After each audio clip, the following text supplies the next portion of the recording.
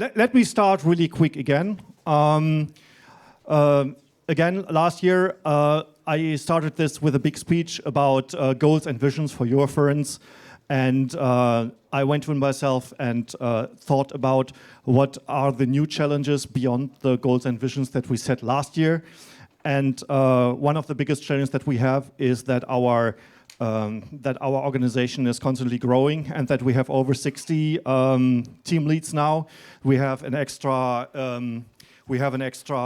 layer of middle management that we added, and a lot of people working here did not learn management or leadership as their day jobs. And so everybody here gets thrown into some field because they are experts in that field technically, like they know how to run like an event, but then they're faced with suddenly a team of 10, sometimes 20, or in case of like security, maybe 100 people. And you find out that leadership is actually really hard. I found this nice quote from Mahatma Gandhi that said, "I suppose leadership at one time meant muscles, but today it means getting along with people." And he, of course, was applying this quote. He was talking about world peace. But actually, also in a volunteer organization like ours, one of the biggest challenges is to make the volunteers that work for you happy, because that's the only currency you can pay them in. And sometimes more, the biggest challenge is to keep people from killing each other in the process. So who is this talk aimed at? Who are these leaders at EF that we are speaking of? And I can say, no, it's not just me. It is a very accurate depiction. I have lost a lot of spot. I'm going to be completely white once I'm done with this job. Actually, we have the classic leadership roles that are the board members, division directors, department directors. That's a no-brainer. I don't have to explain much about it. But each of you in this room and at the streams, if you are volunteering for EF, you might all find yourself in a situation where you have to lead people, where you have to take care of other volunteers. And for that, I found a very nice concept. The most important thing that you need to know if we talk about leadership, that whatever you try to learn about leadership means first learning something about yourself. Because you can only be a leader if you actually understand your own motives and your own goals, and it really helps to make it explicit. I hope that this talk will be useful for everyone here, also those who are not explicitly in a leadership role, because it just helps a lot to know more about your own personality and the people around it. And I hope that will be more clear when I get through this. So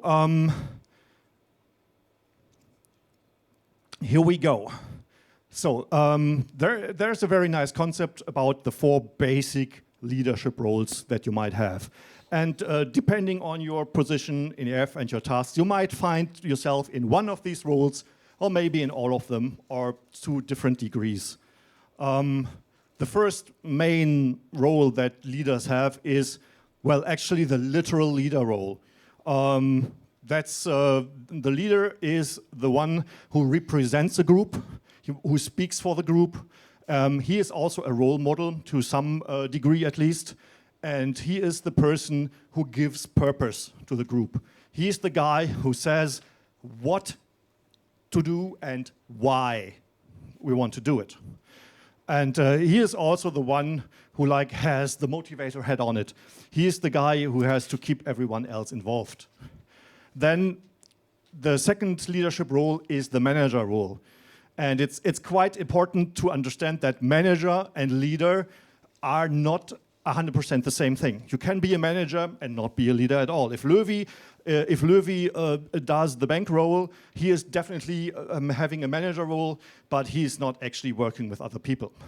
So a manager, if this is the guy who says what to do, the manager is the one who says how to do it. He's the guy who analyzes the situations and the tasks. He draws the consequences from which. He's the one who manages the resources, And he's the one who also delegates the task. When I say he, well, most of the time this is going to be in one person, but you can split these roles. The third manager or leadership role is the role of a coach. If you onboard a new team member, or if you see that members of your team are struggling, that's your role. You will listen and you will ask the right questions, and you mediate conflicts. And when we say build capacity, in German you would say, gibt Hilfe zur Selbsthilfe. That's very important, because when you're a leader, your role, especially if you're a coach, is not to solve the problem for someone, but you want to enable them to solve their problems. And finally, you might have an expert role. That is probably most of the time at EF, how someone ends up with a leadership position is that someone says, yeah, you know a lot about stage stuff. You're the leader of the stage team. And then he goes, yeah, I know a lot about lights, but yeah, people.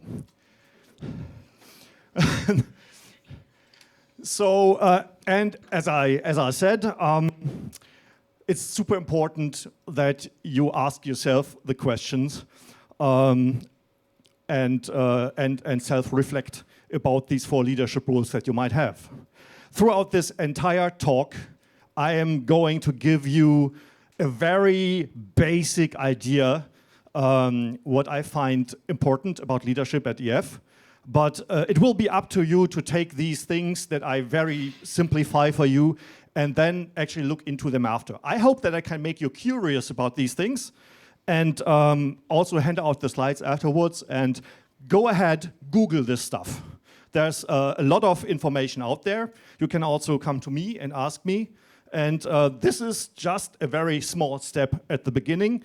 And I will explain to you why it's well worthwhile to get into this stuff, even though it might not be related to your actual expert task here. So ask yourself, what role are you in most of the times? Are you more a leader, a manager? Do you more coach? Are you an expert? How important is that? How is your co-director doing? It's like if you have one of those roles dominant, what are the roles of the other guy? Talk about it. What are the reasons that you're mostly doing one of these 4 things? Is that good? Is that actually what the position needs? And maybe how do you want to change? In which roles do you need to be more than before? So now that we kind of have a very rough idea about what leadership means, of course I want to give this a context of Eurofurence and give you guys maybe some vision what I think. So this is a suggestion how I think what kind of leadership philosophy would be good for a volunteer Furrycon like ours. And there is the concept called positive leadership. Positive leadership is a leadership philosophy that is about working with the strength of people instead of working with their weaknesses. And it's very much centered around the happiness and well-being of the volunteers that work for you. You will still have all the standard goals that your department needs, but the way to achieve those goals that your department has needs always to go through the well-being of your own volunteers. And everyone who volunteers for EF knows that the well-being is sometimes a big challenge, especially when it comes to mental health and all over like the mood. You will always find someone who's not feeling well, and there are ways to make sure that doesn't happen. And it's more about the psychology and not so much just about resources.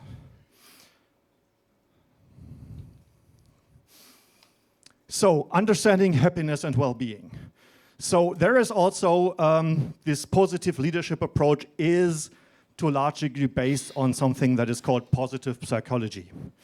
There are a lot of studies that were made to find out what the basic things are that humans need to feel well in a job, or actually in any position in life. There are a few things that are needed, just like a flower that grows, and you want to have like a nice sunflower, you will have to make sure that there's like soil, there needs to be nutrition, there needs to be water, there needs to be sun. And these are basically the 5 ingredients that it takes to make people feel good in the work they do. This is called the PERMA principle. And each of these nice letters for this acronym stand for something that is important. The P stands for positive emotions. That seems to be simple, but actually positive emotions are not only just the pure happiness, but there are many positive emotions that we need to thrive and feel good about ourselves.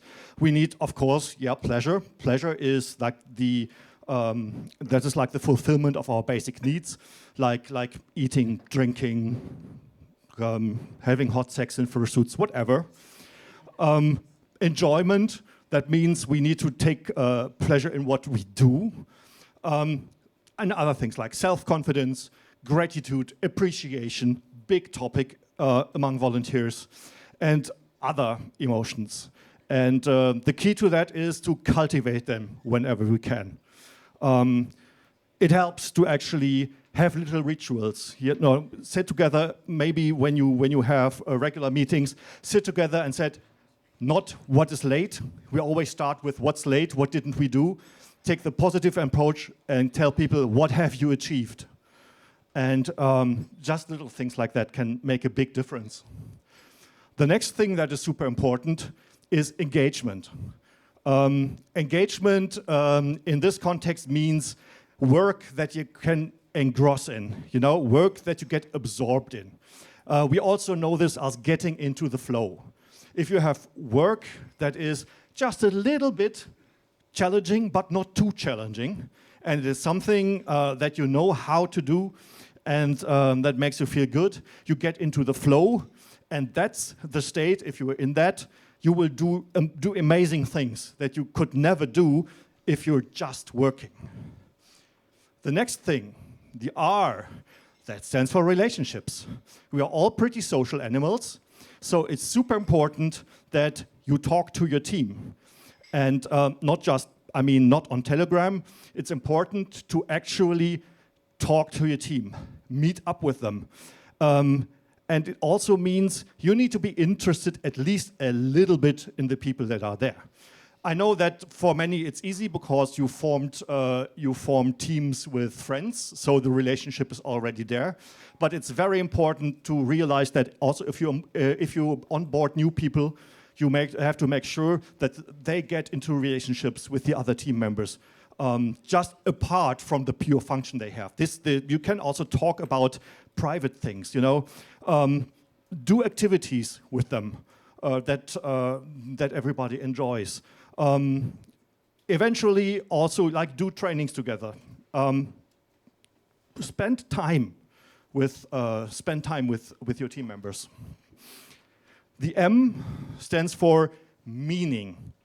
This is super important because nothing frustrates people more getting like a job order without knowing what the meaning of it is. So that is one of the very important things that if you're leading a team or if you're leading a group or if you're onboarding someone, just this small leadership thing where just someone new comes into the team, it is super important that they feel that what they do is meaningful.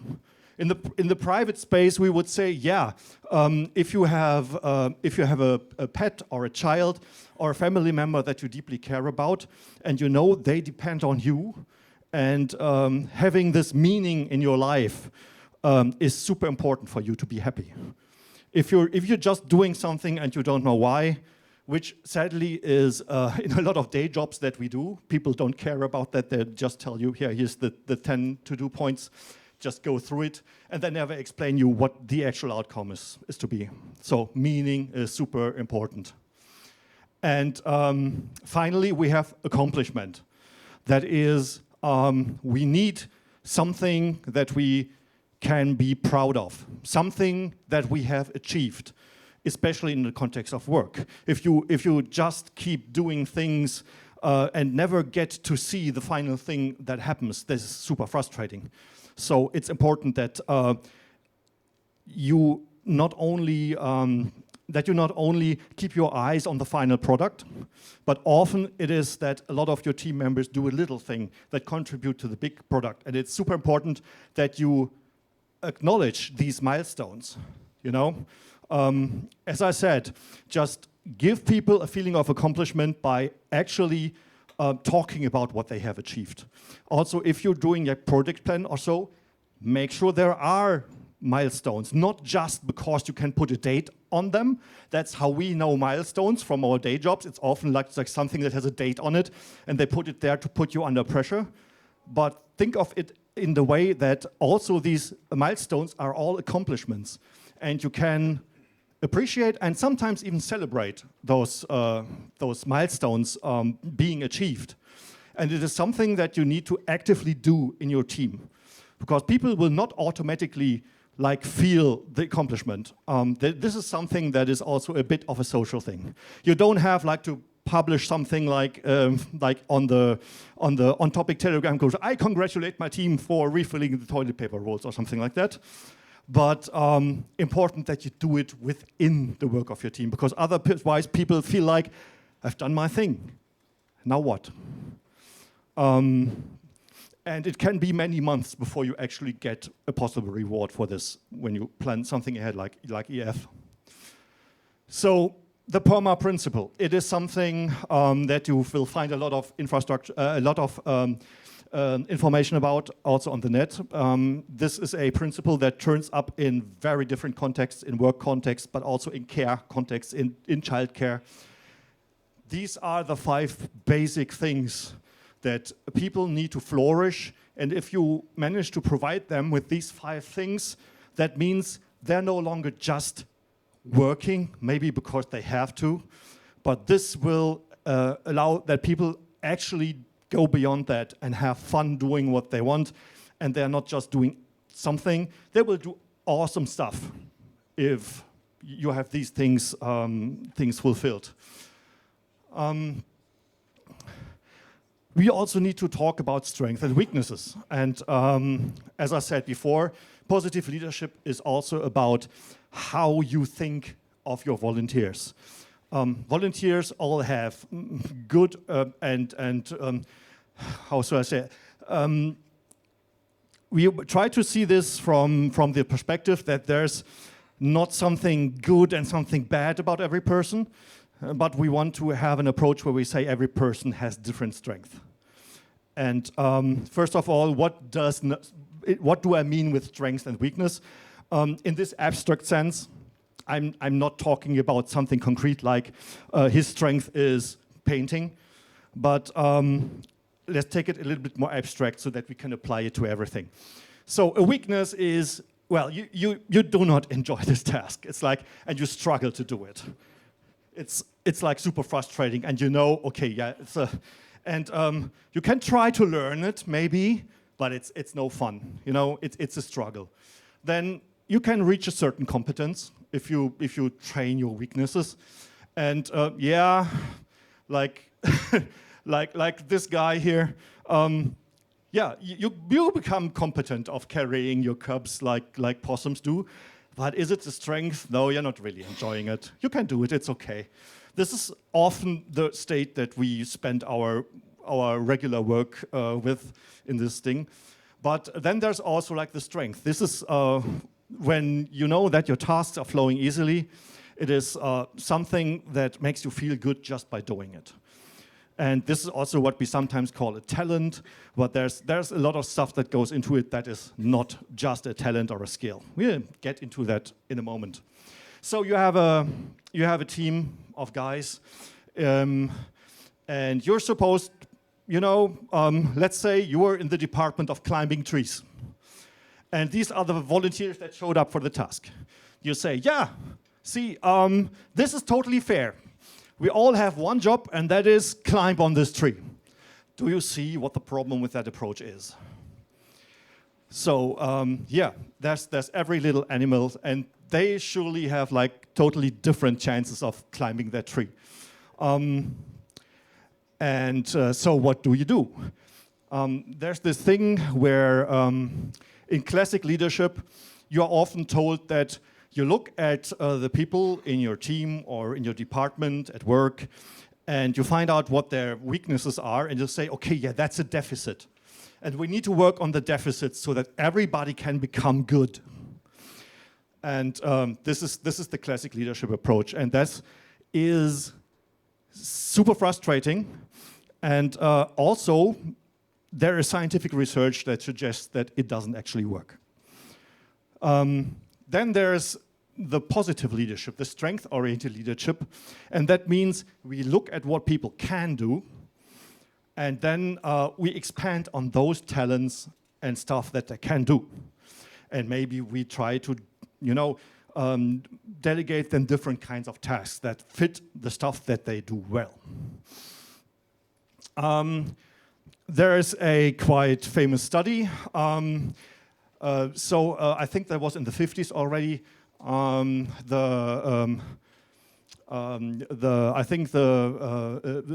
Some school board, I've forgotten which one it was, in the United States, they did a study, and they wanted to teach students different speed reading techniques.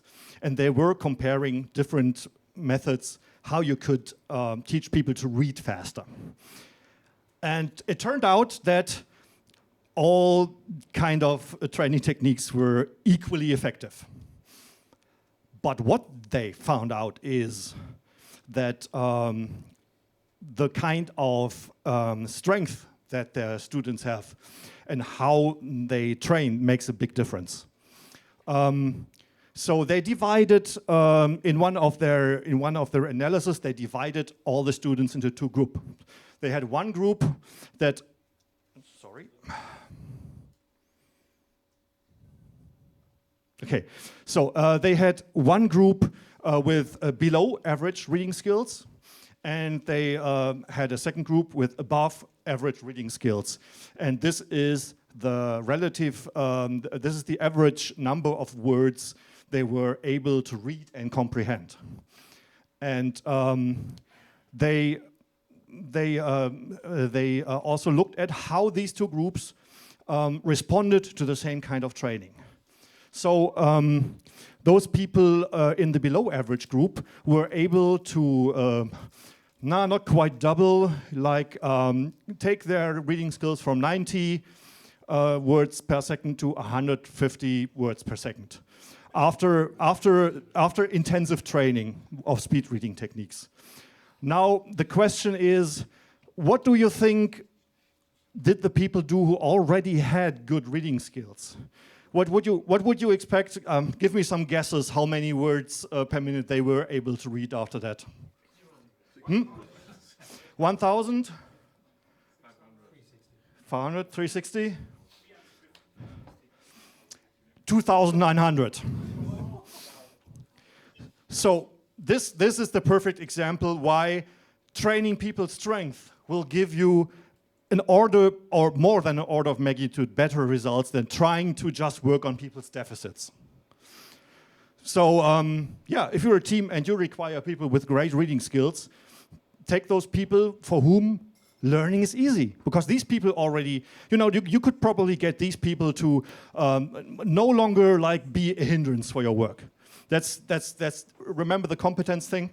With lots of grind, you can get these people to have acceptable reading skills. That's okay. That's something we also have to do at some point. But if you want to people be exceptionally good in something, pick those people for whom the learning process is easy and for whom reading is actually fun. And this applies to a lot of strengths and weaknesses we have. So there's something I would, a little thing that I would like to show you that also involves a little personality test. There's this principle called the strength code. Strength code, registered trademark, but anyway, I think it's a very good thing to analyze your own abstract strength and also those of your teams. And these guys here, they divided the field into 5 basically fields of how you can characterize strength. People can have a practical strength. People whose it is always going to be a mixture of all those, of course. For example, people will have practical skills. Those are those people who say, "Oh, stop talking. We'll just grab this table and we're going to move it over there." Then there's people who are have more strength in the analytical fields. Those are the people who will say, let's make a list of all the tables, see how big they are, think about how we use tables, and then maybe we will move some table. You have people who have cooperating strengths. Those are the people who are. These are the people who come to your team because they love working with others. They come there because they love being social. And those are the people who will go like, yeah, I want to carry that table. Who else? And then suddenly 10 people come and carry your table. You have people who have discovering skills. Those are the people who are curious. Those are the people who want to discover new things. They want to come up with new processes. Those are the people who will sit down and try if they can build a new web app in a programming language they have never used before, just because coming up with new stuff and trying things out, that's their strength. And then we have stabilizing strengths. Those are the people who say, yeah, maybe never change a running system. And maybe we shouldn't have conflicts, maybe we should get along better. And yeah, maybe we shouldn't shout and be so loud, That's the kind of thing. And that is something I will not do now, but I would like to encourage you to actually find out where these 5 strengths in yourself lie and where they lie in your team. For that, when we have the next break, I have brought a lot of dead trees here. And this is a simple personality test that you can do. It has a few of, like a self-assessment on the first page with a few words. And you pick which you think describe you best. And then on the second page, there is like a list how to rank them. And this will give you a score that will give you a little rough idea where you fare in all those 5 different areas. And that is super interesting to know about yourself. First, it is actually a lot of fun because you will find out that despite these words that are standing here, sound a little bit like indifferent, and it's not always hard to pick one, not always easy to pick one, but the results will be very different, and it's super fun to just compare with your neighbor, or maybe look into the results of your team if they want to. But at first, remember, you're only doing this for yourself. You can share this with your team, you can share it with your other team leads, or you can just keep it for yourself. So this is not a test. You're not supposed to fill this out and then tell it to me. It's supposed to give you an idea how different people are. And so the thing you can do with these results is first of all, just talk about it. Realize how different people are, and how different you can handle them. Like, how are you using your different strengths? See, you might have more than one. And this is like a toolbox of your 5 strengths. And depending on your situation, you might think of this model and say, hey, today I'm going to open this this drawer, and I'm going to use my cooperative strengths today. Or maybe if you want to get better at some things, you can set yourself a challenge. Also, there will be if you go into this thing a little more, you will suddenly find things like, that's so typical. I have that one guy that I'm always working with, and he always wants to try new stuff, and it's like a nuisance. But don't think as it as a nuisance. Just think of something you can give that guy so that he can do exactly what he's good at. So don't put the guy with like the most innovative and discovering strength and put him on a job where he has to just like do Excel sheets. Yeah, this guy is going to be so bored and frustrated, and he will have to do something that he's really bad at. And maybe he's getting even so bored that he's going to like just reprogram Excel or something like that, or like try to like write his own software to do that, because he needs to satisfy that urge. So don't see it as a weakness. Strength can become a weakness if you are very, very, very hyper focused on one strength, and you try to apply that everywhere. It can really throw you back. Like you can't always be super stabilizing or anything if change is what needed. So think of it as like a little bit like a meter with a needle that goes from not a strength to a lot of strength. And imagine to have like a little red bar on the left and the right side. So if you're like super focused on one strength, that can mean that maybe you need to make use of your other strengths more. So let's talk about motivation. Motivation is a key part in volunteer work. And where do we get it from? How can you motivate people to work for you? And how can you do that? Especially how can you get volunteers to sign up? What can you offer them? Again, I'm trying to do this on the most basic and abstract part. So in psychology, usually divide between two sorts, broad categories of motivation. First, you have extrinsic motivation. That is motivation by something that is offered to you from another person or from the outside. And it means, for example, the anticipation of receiving rewards, like money, doggy treats, sexual favors, a salary, We can be extrinsically motivated by knowing that someone else needs us. And that we are going to be recognized for it. If you're working in charity, this can be part of the motivation. Finally, we can have internalized a common goal. Like if I get up here and say, hey, here's the goals for EF, and everybody goes, yay! That's a strong extrinsic motivation, because I gave you a good challenge, and you all felt good, agreeing it together. With volunteer work, it's a little bit of a challenge, because it's very hard to offer anything like physical or like monetary. There's not a whole lot of goodies you can give volunteers to motivate them with. You can, certainly, to a degree, but it's not going to keep them swimming for like a year.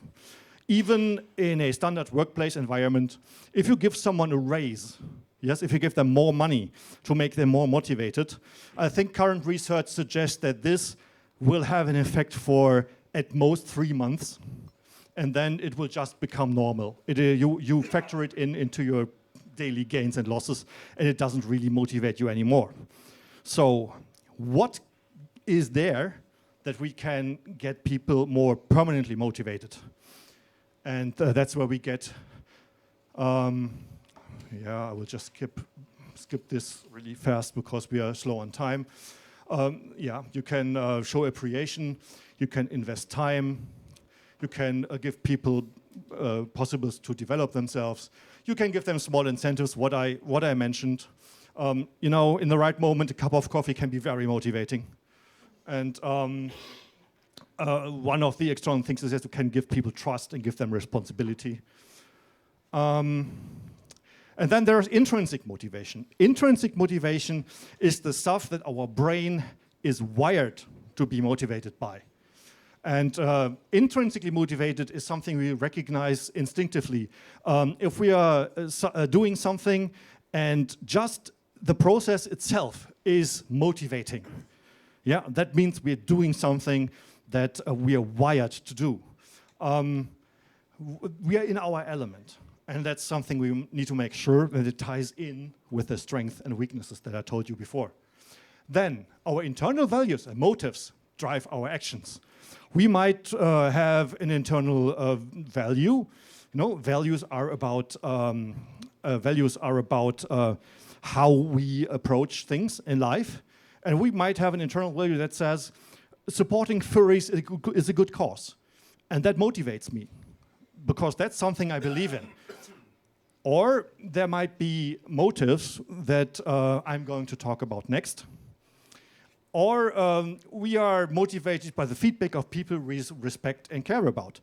Because, again, we are social animals. We're in our little cave with our other cavemen. And the cavemen come and say, "Ah, Grog made fire, Grog good." That is very motivating. And it will keep you motivated because you are wired to just like that appreciation. What we need to know about intrinsic motivation is that this is something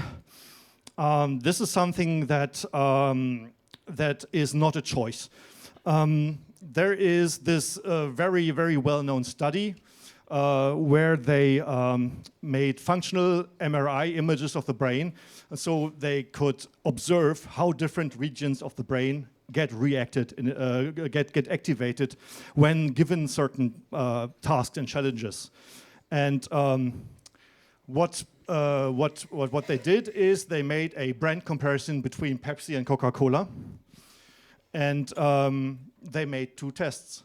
They gave people just a can of Pepsi, a can of cola, and they told them, objectively, tell us which one tastes better and tell us why. They didn't care why. They just wanted to see the results. And then they did that same thing with another group, and they did not label the cups. They just gave them 2 cups of cola with no writing on it, and again told them which one tastes better and why. And the quite famous results is that actually people did prefer Pepsi in the blind test, but they way favorited Coca-Cola in the open test. And researchers were wondering, why is that happening?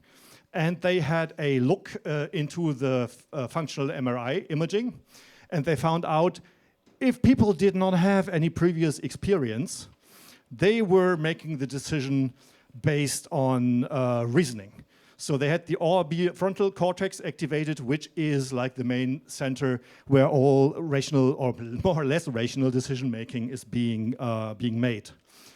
And in the case of the brand images, people were immediately using the hippocampus and the dorsolateral prefrontal cortex, which are both centers that are activated when we remember things that happened in the past, and especially when we remember the emotions we felt in the past. So this is seen as like a strong evidence that people favorited Coca-Cola because of all the experience they had with that particular brand in the past. That might have been, I don't know, like the cultural thing. Like there was a US-based study, so they think about Christmas. They think maybe, oh, I'm at Eurofurence and I'm drinking cola, you know, that kind of stuff. And no matter of trying to think rationally about this made that change. People were clearly instructed not to let themselves guide by their feeling, but screw it, they couldn't. They were strongly intrinsically motivated to like Coca-Cola. So rational thinking is overrated. So yeah, this is you, 60 kilograms, yeah, smaller than I. I'm not very average. And then you have the elephant that weighs like 5 tons and is 350 centimeters high. He's a really, really big guy that doesn't like to move. And this is called This is called the elephant and rider model. You will find a lot about this because it's often cited. There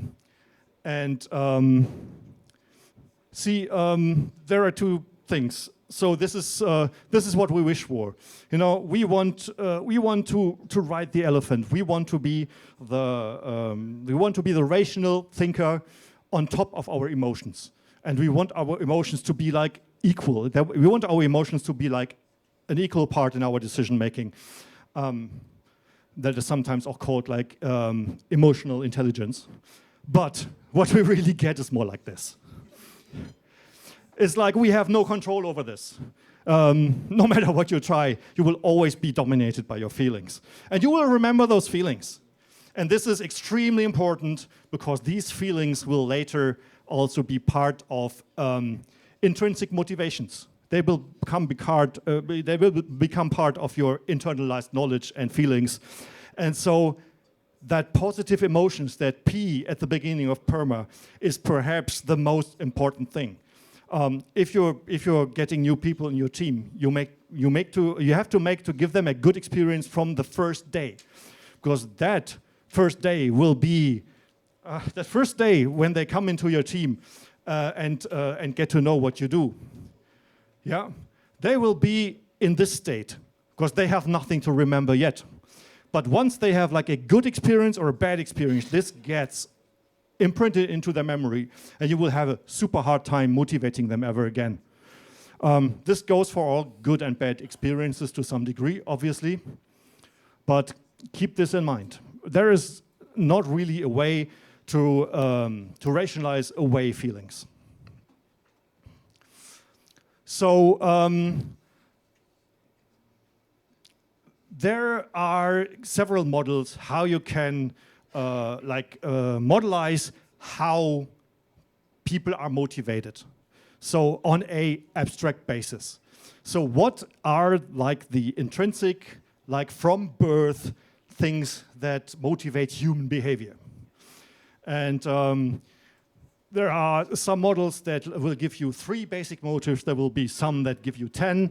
And they are all telling you basically the same thing. So I picked the one that does 6 because I found it very easy to understand. And we don't have to make things more complicated than we do. But knowing the different personality types means you can easier see in other people what their dominant motives are. And what is super important to know here, that none of these are bad or good. They are just part of the personality, and you will not be able to change that personality. No amount of training will change people's personality. So that is one time again where it's important first to know which motives am I driven by. That is super helpful to know. And the next thing, the people I'm dealing with, the people in my team, who is dominated by which of these things. And when I can organize the work in my team in a way that these things, these needs, these motives are actual needs. People need these to be happy. If you find a way to deal with people that satisfies their basic motives, that will give them intrinsic motivation because they feel they do something that their brains are wired to like or have learned to like. These things might be different in different situations. You know, in the context of a family, it's possibly that people are more security-minded. At work, people might be more power-hungry. So take it with a little bit of grain of salt. Again, these are sweeping generalizations, but easy things that you can look for, Google, and actually learn to see in people.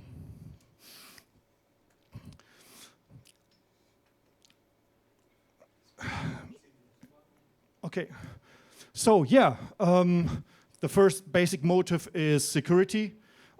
People minded on security want a stable and predictable environment.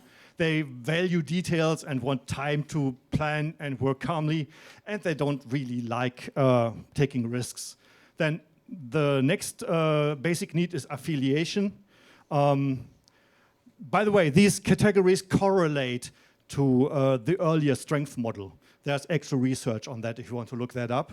So if you know that people are intrinsically motivated by affiliation, you know that they thrive on public appreciation because they want to know what their peers like about them. They need a conflict-free environment because they need to be social, and that endangers that. And you can tell that they really like to work with others. There are people who really like achievements. They get motivated by clear-cut achievable goals. They want to make it perfect. They want good results. They just want to deliver the thing. They are only happy if it's really good. And as always, they want to be recognized on an individual basis. They want it certified that they did good stuff. Then there are people who want freedom. So they want freedom of discretion. That means Entscheidungsfreiraum. They don't want to be told everything in detail. They are basically the opposite of these two guys. So they say, yeah, just let me do my job. Let me go what my goal is. I will find a way to do that. No, I'm not going to do it today. I'm going to do it next week. Get off my back. And they get bored, because if they are stuck like in a tight process, they are not going to thrive. They're going to hate their job and not going to be motivated. So some people just need this creative freedom. Then there's power. Sometimes this is also listed as influence, because power is a little bit of a loaded word. But some people just want to act independently, and they want to influence goals and decisions. Like, they want to have like a leading position. They want to be part of the project team and actually, give you feedback about how they would solve the problem. And those are the people who actually want to take responsibility, because there's always, obviously, also like a low influence power aspect of responsibility. And they will be happy if you give it to them. And then finally, there's people who are reliant on status. That is frowned upon, but is also part of our human DNA. We are social animals, and we have an intrinsic need to know where we are in the pecking order. And these are the people who need the red lanyard, because they will not feel appreciated if they don't have that token to show yeah, I achieved that. See, look at me, I have status. And again, that is not a bad thing. You can use that to motivate people. Don't see it as someone feeling entitled. Just see it as an opportunity to give someone a goal that really intrinsically motivates them. Those are people who enjoy public attention and praise. So maybe you have people like that. Maybe you can take them to the weekly meeting and say, hey, by the way, Fluffy Fur did something extraordinary this week. And they will go yeah, I love my boss. And it can be that easy. Most of the time it's not, but yeah, you know what I mean. So yeah, final time for reflection. Again, look at this at home. Take yourself some time, think about it. What are your dominant intrinsic motives? If you look at yourself, the trick of self-reflection is that you try to sit down without anyone judging you or looking at you when you're alone at home, and just try to look at yourself from an audience point of view. Try to analyze your own behavior from the outside and find out, how can being aware of my basic needs, how can that help me? How can I use this to my advantage? How can I choose my own tasks based on that? How can I motivate others by knowing what their primary motive is and making sure that their work environment and their tasks fit their intrinsic needs? And think about conflicts you have. If you have people of different basic motives in the same team, they will have big disagreements. If you have the freedom-loving one and the security-minded one in the same team trying to do the same tasks, that's like having the goldfish and the elephant in front of the tree. They will take completely different approaches, and you will have a bad time. So make sure that if you form groups or sub-teams, make sure the personality types match and they don't have completely diametrically opposed personal motivations. And yeah, with that, I probably made your brain explode by talking so fast, but I think I managed to actually, yeah, so I have 5 minutes. If anyone has any immediate questions, 5 minutes will probably not be enough. But yeah, if I could pick your interest about some of the basics of psychology and leadership, don't mind coming to me and asking me in the next coffee break. That will hopefully be longer than 10 minutes. And we will talk about it. Also, I'm going to hand around the personality test sheets. And please don't fill them out right away. Have a short look, because I don't want you to fill out these things while the next guy is talking. That would be mean. But I would really like for everyone to have one of these and then have a little bit of fun and compare with your neighbors if you like to.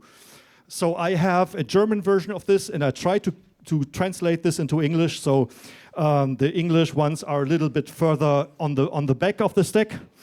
And maybe I will just hand them around. So if you need an English one, it's on the bottom. If you need a German one, it's on the top. You start. Everyone gets, well, it's one sheet per person. And again, it's totally up to you if you want to share the results or not. But I found it rather fun to do it and compare it with others. Also, if you have more questions about how to fill this out, the instructions tell you to only pick one word. It's okay to pick one or two. The scoring will still work. All right. Any questions you would like to ask? Or did I completely overwhelm you all? Okay, I'm not seeing any immediate questions. So thank you very much for enduring me. Again, I hope this was at least interesting. And yeah, with that, thanks a lot. And I'm handing over to the next guy.